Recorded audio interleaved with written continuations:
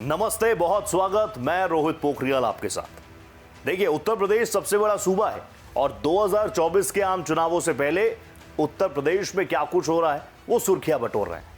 महाराष्ट्र में अभी क्या कुछ हुआ वो हर कोई जान रहा है, लेकिन क्या ऐसी ही चीजें, ऐसी तस्वीरें उत्तर प्रदेश से भी निकलकर सामने आ रही हैं? क्योंकि जानकारी ये आ रही है, सोर्सेज ये बता रहे हैं कि समाजवादी पार्टी का गठबंधन भी टूट सकता है। जी हां, आरएलडी अध्यक्ष जयंत चौधरी अलग हो सकते हैं, घर वापसी कर सकते हैं, एनडीए के एक बार फिर से वो साथी हो सकते हैं।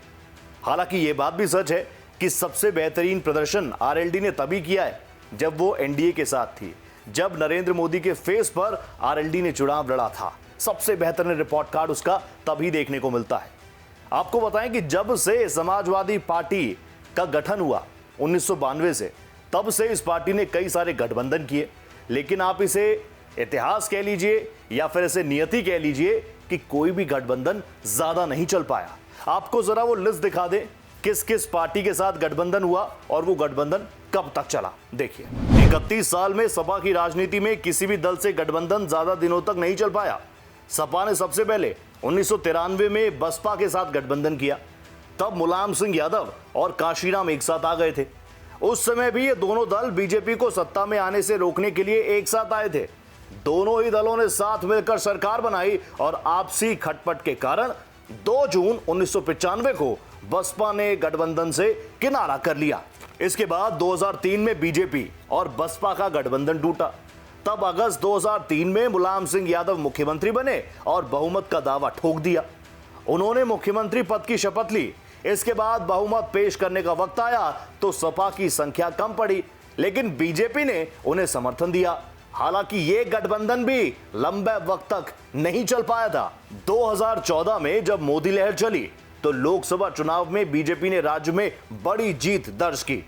इसके बाद विधानसभा चुनाव के वक्त अखिलेश यादव के नेतृत्व में सपा ने चुनाव लड़ा। इस चुनाव में सपा ने कांग्रेस से गठबंधन किया। हालांकि इस गठबंधन में सपा की अब तक की सबसे बड़ी हार हुई।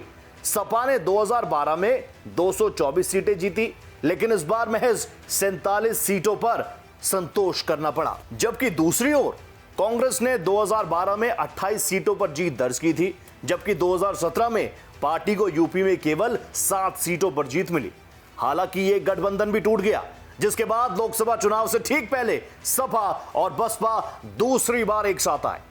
दोनों ही दलों ने मिलकर फिर से बीजेपी के खिलाफ लोकसभा चुनाव में मोर्चा बनाया। हालांकि इस चुनाव में भी सपा और बसपा गठबंधन को बड़ी हार का सामना करना पड़ा।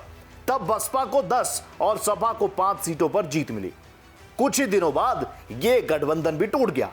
इसके बाद यूपी विधानसभा चुनाव में सपा ने नया गठबंधन बनाया। प्रसपा, सुभासपा, रालोद और महान दल का सपा के साथ विधानसभा चुनाव से ठीक पहले गठबंधन हो गया। इस गठबंधन का कुछ फायदा सपा को मिला, लेकिन फिर भी चुनाव में पार्टी को बड़ी हार का सामना करना पड़ा। सपा गठबंधन को केवल 125 सीटें मिली, जिसमें सपा केवल 111 सीटें जीत पाई। बीजेपी गठबंधन ने 273 सीटों पर जीत दर्ज की।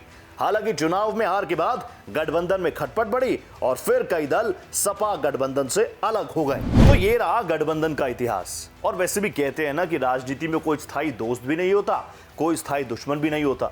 और महाराष्ट्र में जो कुछ हुआ उसके बाद जिस तरह के रिएक्शंस आए, जब अखिलेश यादव से सवाल पूछा गया कि जनाब क्या उत्तर प्रदेश में भी टूट हो सकती है, समाजवादी पार्टी के गठबंधन में भी टूट हो सकती है, तो अखिलेश यादव ने सीधा कह दिया कि जिसको ले जा सकते हो ले जाओ। बहरहाल इस वीडियो में फिलहाल इतना ही। आगे भी इस तरह की वीडियो, ऐसी जानकारी के लिए आप भारत एक्सप्रेस के तमाम सोशल मीडिया प्लेटफॉर्म्स को शेयर करें, लाइक करें। नमस्ते।